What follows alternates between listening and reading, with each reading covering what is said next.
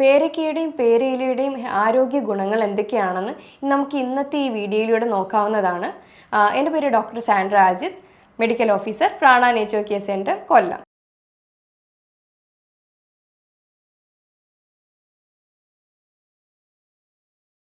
സാധാരണയായി ഇത് എല്ലാ വീടുകളിലും കണ്ടുവരുന്ന ഒന്നാണ് പേരയുടെ മരം.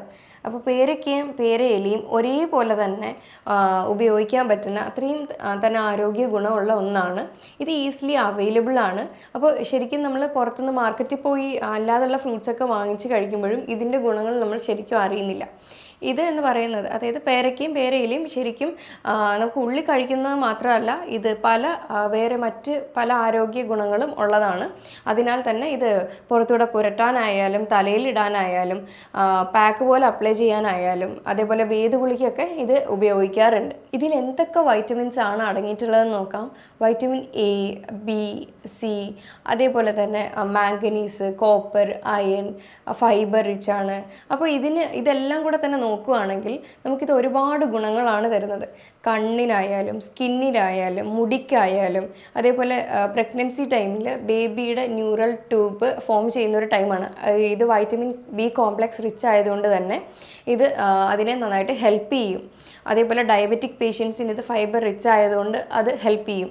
അതേപോലെ സ്ട്രെസ്സ് കുറയ്ക്കാനായാലും ഇത് പ്രഗ്നൻസി കഴിഞ്ഞിട്ടുള്ള വേദഗുളി എന്ന് പറയും. അപ്പോൾ അതിന് ആയാലും ഇതിൻ്റെ ഇല വെള്ളത്തിലിട്ട് തിളപ്പിച്ച് ഉപയോഗിക്കുന്നുണ്ട്. അതുപോലെ തന്നെ ഇത് ഇമ്മ്യൂണിറ്റി കൂട്ടുന്ന ഒന്നും കൂടെയാണ്, കാരണം ഇതിനകത്ത് വൈറ്റമിൻ സി റിച്ച് ആണ്.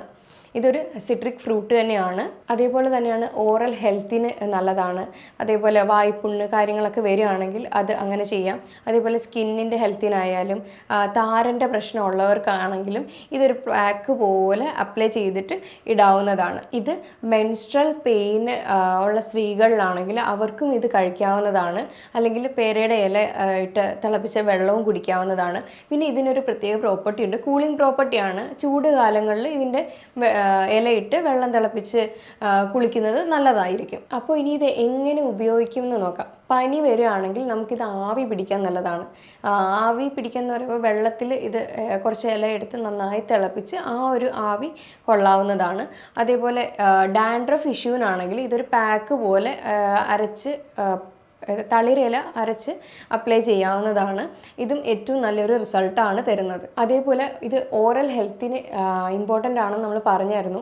അപ്പോൾ ഇതിൻ്റെ കുറച്ച് ഇല എടുത്തിട്ട്, കുറച്ച് കുറുന്തോട്ടിയുടെ ഇല എടുത്ത് കുറച്ച് മഞ്ഞളും ഒക്കെ ഇട്ട് നല്ലോണം തിളപ്പിച്ച് അതൊരു ചൂടാറിയ ശേഷം ഇളം ചൂട് വെള്ളത്തിൽ ഇതിന് വായിൽ കൊണ്ട് കുപ്പിളിച്ച് കളയുന്നതും ഏറ്റവും നല്ലൊരു റെമഡിയാണ്. കാരണം എന്തെങ്കിലും ഇൻഫെക്ഷൻസോ കാര്യങ്ങളോ ഒക്കെ ഉണ്ടെങ്കിൽ ഇത് കുറയ്ക്കും.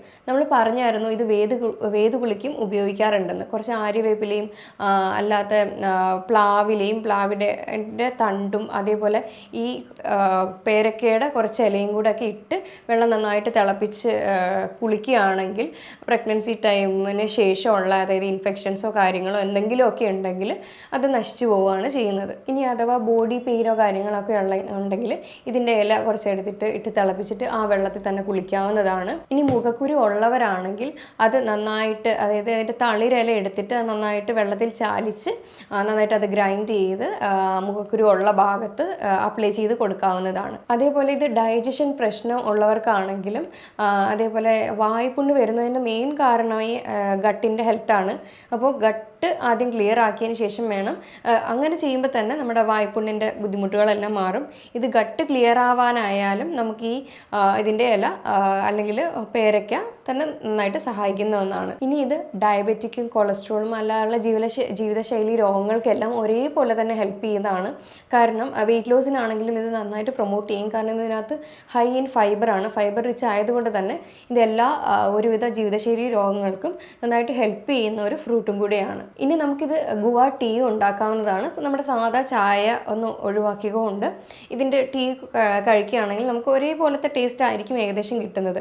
ഇത് 5 ഇല എടുത്തിട്ട് 5 ഗ്ലാസ് വെള്ളത്തിൽ തിളപ്പിച്ച് ഒരു 3 ഗ്ലാസ് ആയിട്ട് വറ്റിച്ച് നന്നായിട്ട് കുടിക്കുകയാണെങ്കിൽ നല്ലതായിരിക്കും. അതിനകത്ത് ഹണിയോ ടേസ്റ്റ് അത്ര കിട്ടുന്നില്ല എന്നുണ്ടെങ്കിൽ ഹണി ആഡ് ചെയ്ത് കഴിക്കാവുന്നതാണ്. ഇനി അമിതമായിട്ട് കാർബോഹൈഡ്രേറ്റ്സ് കഴിക്കുന്നവരാണെങ്കിൽ അത് നമ്മുടെ ലിവറിൽ വന്നിട്ട് അധികമായിട്ട് ഫാറ്റായിട്ട് സ്റ്റോർ ചെയ്ത് വെച്ചിരിക്കുകയാണ് ചെയ്യുന്നത്. വരുന്നത്. അപ്പോൾ ഇതിനായാലും പേരയ്ക്കയും പേരയ്ക്കയുടെ ഇലയും നന്നായിട്ട് ഹെൽപ്പ് ചെയ്യുന്നതാണ്. ഒന്നെങ്കിൽ അത് ടീ വെച്ച് കുടിക്കുകയോ അല്ലെങ്കിൽ അത് ഡയറക്റ്റ് ഫ്രൂട്ട് കഴിക്കുകയോ, അപ്പോൾ അങ്ങനെയുള്ള പല കാര്യത്തിലും നമുക്കിത് പേരയ്ക്ക ഉപയോഗിക്കാവുന്നതാണ്.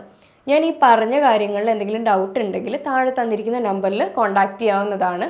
ഇനി അടുത്തൊരു ഹെൽത്ത് ടോപ്പിക്കുമായിട്ട് വീണ്ടും കാണാം. താങ്ക്